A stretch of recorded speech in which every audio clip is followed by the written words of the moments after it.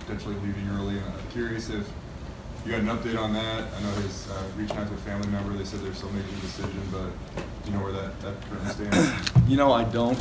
And, that conversation, we've had very little conversation over it right now.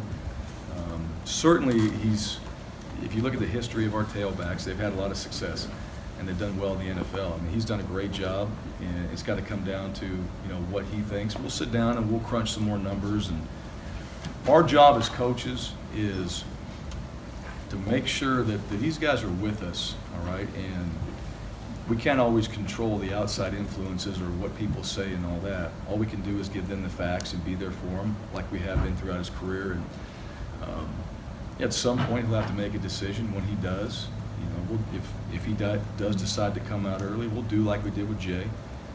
We'll support him. We want him to stay. Obviously, we think he can do some great things here. But we haven't really got into that too much. And certainly, it's out there. People are talking about it. But from our standpoint, that's not been the focus. It really hasn't been a distraction in here. It's just, what do we got to do for Baylor? What are we trying to do to better ourselves from our last game going into this one?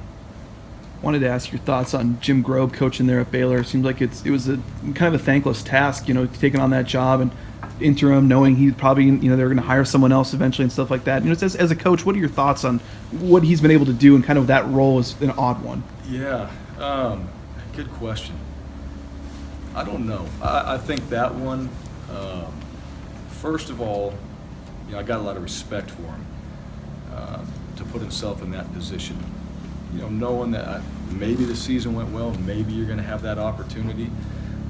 Certainly, when he was at Wake Forest, did a very good job. I mean, you know who Jim Grobe is, all right? And this was one of those when it came up and they hired him, it's kind of like that sounded like a good idea. I mean, here's a guy that I believe is a high character guy, high value guy, that's run a program before, can come in there and maybe bring this all together.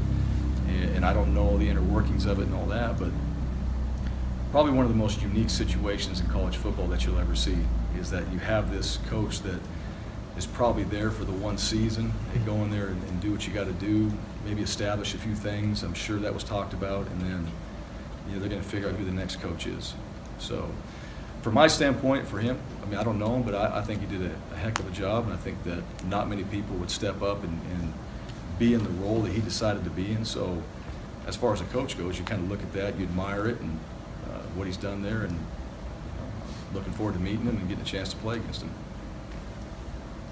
Coach, going back to the beginning, you mentioned Baylor's biggest weapon is their speed. It's what they're built for. Yeah. It's also one of the hardest things to replicate in practice. So what are you guys doing differently leading into this game to just be ready for something that, like I said, just can't be replicated? Yeah. I brought my dad's alcohol funny car down, and we tried to cover that. I mean, you can't replicate it. They're fast. We got good speed on our football team too. But these guys do what they do in their system, and they do it very quickly. They know what they're doing. They have options in it. And the best thing you can do, it's not always just about the physical speed in practice. It's got to be the mental speed that you gather in your meetings, your focus. Because there's always guys on a football team that they're going to have maybe more speed than you do at a certain position. Well, you better be prepared mentally in those meetings. You better practice the right way at full speed. Otherwise, you got no shot. So, best thing we can do, I think our team that practices fast. I think our guys understand that. And it comes back down to our meetings, our preparation, and then you're not going out there when you play trying to feel your way out. I mean, those guys are going to turn the afterburners on, and we're going to have to go out there and cover and play against them. And they got it on the defensive side too, and special teams.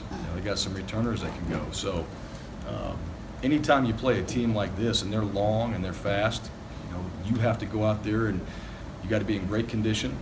All right, you got to have great focus through your preparation. All right, you got to find ways to create something on special teams. All right, where you're playing in a bowl game, and then turnovers and tackling always become factors as well. So those are the things that we focused on, and our guys understand that. You might be able to answer this better tomorrow with the early signing period, but looks like you have an opportunity maybe to add multiple quarterbacks to the next class, and I'm just curious if you have no seniors, that puts you at 7 for next year. Is there anybody that's looking maybe to transfer out after the semester, or how do you look at your quarterback position? Well, like I always look at it, we better have some. That's one thing. Really at every position, but the quarterback position, the one thing we're trying never to be in is having depth issues at that position. So if we're looking at quarterbacks, and obviously can't comment on those things, but if we're looking at quarterbacks or looking at a position, we're always just being prepared in case something changes, and we've got guys that come in here and compete. And so that's always the focus. Never want to be in that position, really at any position, but especially at quarterback. So in our recruiting and our numbers and the way we look at things, that's what we're always focused on. And so if something does change, then we have a plan. But nothing's changed yet, or that is going to happen? No, but we have a plan if something does. And that's where we try to put ourselves in a position to do that. Staying with quarterbacks, Yeah. Baylor started a true freshman. Yeah. What jumps out to you about him, and also started the last 3 games? Does he look like a true freshman quarterback to you? You know what?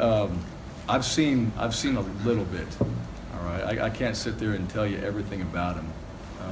David might be able to tell you a lot more than I can. I know this. I know in his career passing in high school, 10,000 yards, 113 TDs. I look at the stats and all that. Here's a true freshman. The guy's good. Baylor has done a really good job of recruiting quarterbacks, and those guys can spin it. They're always well coached. They know where to go with the football. So give him some more time, right? Think about this, your bowl prep and all that. The guy's a good player. And I'll dive into more of the offensive side. I've seen it through other games and TV and some of the copies that we have right now. But would expect to see a guy that can spin it, that's going to move around well, and is a good decision maker, because he's going to have more time to prepare going into this bowl game. Wanted to ask you about a guy who's been a really important part of your team and really stepped up, I guess, as a senior, is Darren Lee, and he's on mission and he's got a family and all that stuff. Yeah. What makes him unique and obviously a special guy to you? Yeah, well, he is. I think Darren's got a maturity about him, and not just because of the mission and all that. It's certainly a part of it. He came in here after a mission with a life experience that not many people get to have, and then come in here and then start his college career. Darren's been a guy, the thing about Darren, he's always prepared himself. He's been ready for whatever his role is, and he's always starting it, whether it was special teams or this year playing linebacker. And those things, to me, take the football part of it out, I appreciate that.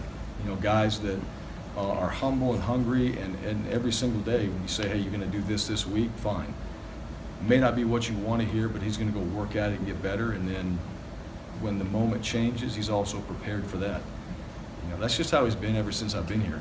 And he's always been straightforward, straight shooter, a guy that has worked his tail off every single day, practice, weight room, it doesn't matter. He's about as consistent as they come. So, he's got a family, and he's got a daughter, so he's kind of in a different phase than some of these guys are, but it doesn't change who he is and his work ethic and his habits. And I think the best thing for our football team is you got a guy like Darren Lee, who's an example, and these young guys can look and go, okay, you're talking about, hey, pick somebody in this room that you want to follow and be like. I don't think there's many guys that would say Darren Lee's not exactly the direction they want to head. So, been proud of him, proud to coach him, excited for his future. He's going to do great things. That's just who he is. Dominoes didn't fall the way you wanted them to Thanksgiving weekend. What's the team's mindset going into this? Yeah, to win. We didn't win. That's the bottom line. You're trying to go out there, you're playing your conference, we talk about it, you're trying to get a trophy and go win a football game. So you have a chance to play in that. We didn't do that. And so, we're not sitting around patting ourselves in the back and saying 10-2, is exactly what we were shooting for. We were trying to play in a championship game, and that championship game had a trophy. That championship game had an opportunity for us to win it again, and we didn't get in. So bottom line is we've been back to work. So I think very focused and understanding that we get one more shot and we want to finish with a win. And we want to correct all the things from the season that we needed to work on. We want to correct the things from the last game. Guys were disappointed, but you got to get over it at sometime. We did that. Back to work. Energy's been great. Focus has been great. I think all the little things you talk about that are going to be the difference in 9 points through the season all right? This is a great opportunity for us to focus on that and to really work on those things. Now that we've had a season to look back on and one more game to focus, those are the things we want to get better at and try to find a way to go win, and then springboard into this off season with that same type of mentality. We're really creating the direction we're heading for 17. You know, in a lot of ways for these young guys, and then for these seniors, we're trying to finish this season the right way and take everything we've learned and apply it and go out there and be a much better football team than we were in the last game.